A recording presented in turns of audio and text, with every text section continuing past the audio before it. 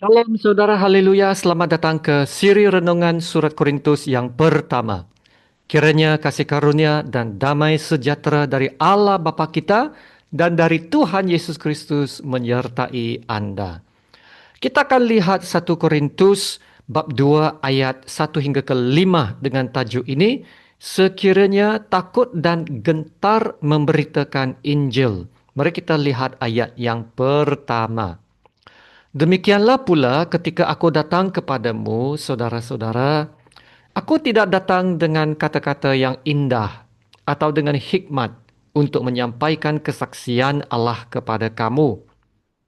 Sebab aku telah memutuskan untuk tidak mengetahui apa-apa di antara kamu selain Yesus Kristus, yaitu Dia yang disalibkan. Aku juga telah datang kepadamu dalam kelemahan dan dengan sangat takut dan gentar.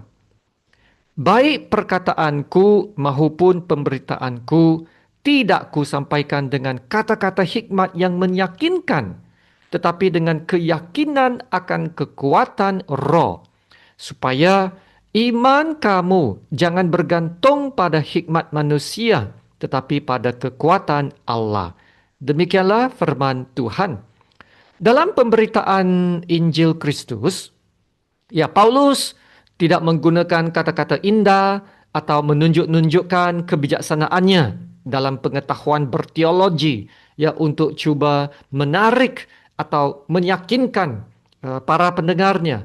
Sebab inilah yang dicari dan digemari oleh orang-orang Yunani dalam zaman itu, ya, yang suka mendengar perbicaraan falsafah, pidato dan perdebatan dalam pengetahuan-pengetahuan dunia. Ya, tapi Paulus berkata, dia tidak datang dengan kata-kata yang indah atau dengan hikmat untuk menyampaikan kesaksian Allah kepada kamu. Paulus tidak mau menghilangkan maksud dan inti sebenar Injil Kristus dengan cuba menarik perhatian para pendengar kepada kebolehannya berteologi dan menunjukkan kehebatan pengetahuannya.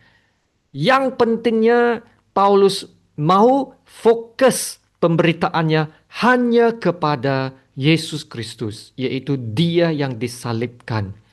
Itulah yang Paulus katakan dalam ayat yang kedua ini. Sebab aku telah memutuskan untuk tidak mengetahui apa-apa di antara kamu selain Yesus Kristus, yaitu Dia yang disalibkan. Apabila Paulus berkata, dia telah memutuskan untuk tidak mengetahui apa-apa di antara kamu, ya, tidak bermaksud Paulus tidak tahu apa-apa. Tidak.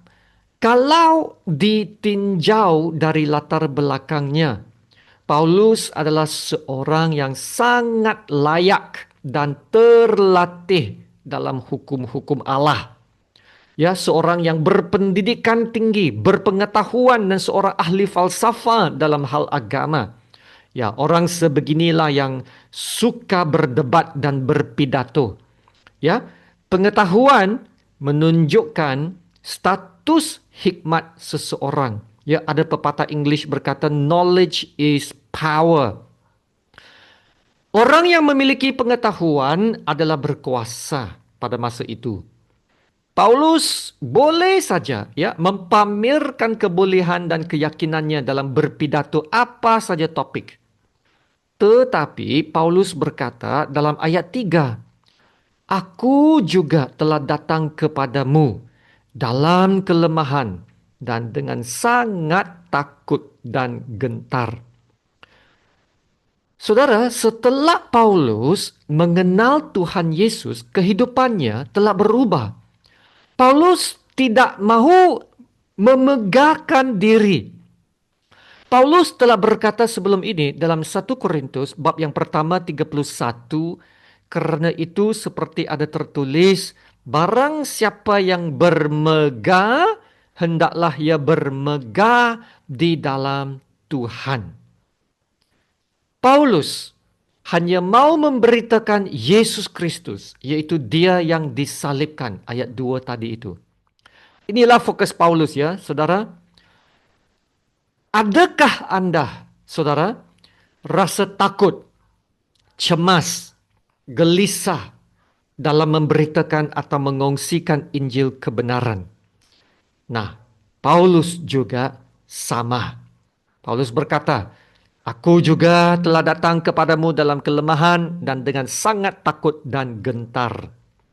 Tetapi Paulus tetap setia kepada panggilannya memberitakan Injil Kristus. Paulus setia kepada panggilannya. Dan Paulus akan lakukan itu bukan berdasarkan keyakinan sendiri dengan pengetahuannya dan kemahirannya berpidato, tetapi dengan kekuatan roh. Amin. Dalam ayat 4 berkata, baik perkataanku maupun pemberitaanku tidak kusampaikan dengan kata-kata hikmat yang meyakinkan, tetapi dengan keyakinan akan kekuatan roh.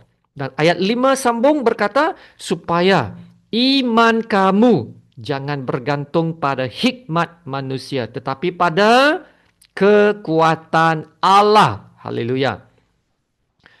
Jikalau kita ikut sikap dan semangat Paulus, kita pun boleh memberitakan Injil Kristus. Amin. Yang pentingnya kita bukannya mau memegahkan diri, tetapi barang siapa yang mau bermegah, hendaklah ia bermegah di dalam Tuhan, yaitu membicarakan kebaikan Tuhan yang ingin menyelamatkan semua orang. Dan jangan pula kita kata, oh, saya tak layak, saya tak sempurna, tak boleh. Bermaksud Anda telah bergantung kepada kekuatan diri sendiri dan fokus kepada diri sendiri. Dan telah meremehkan kuasa Tuhan.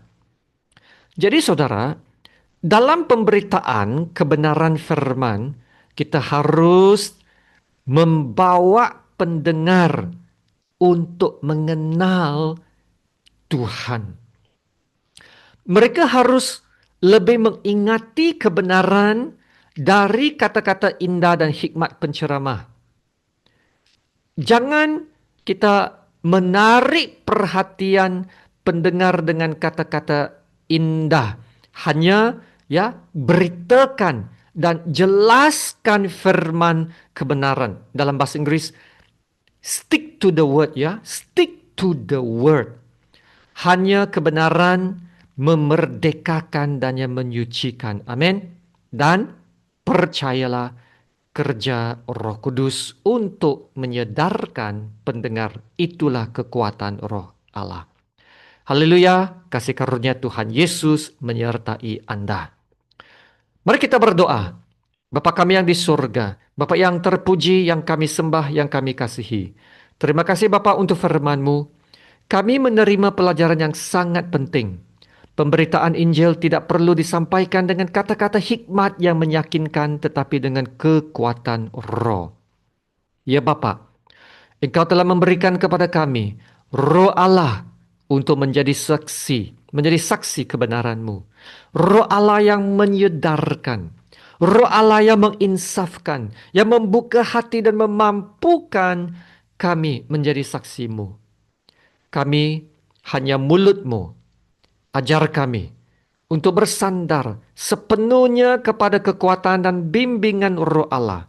Dan jadikan kami saksi yang setia, yang rendah hati, supaya melalui hidup kami, nama-Mu dimuliakan. Haleluya. Terima kasih Bapa. Dalam nama Tuhan Yesus yang termulia, kami berdoa dan ucap syukur. Amin.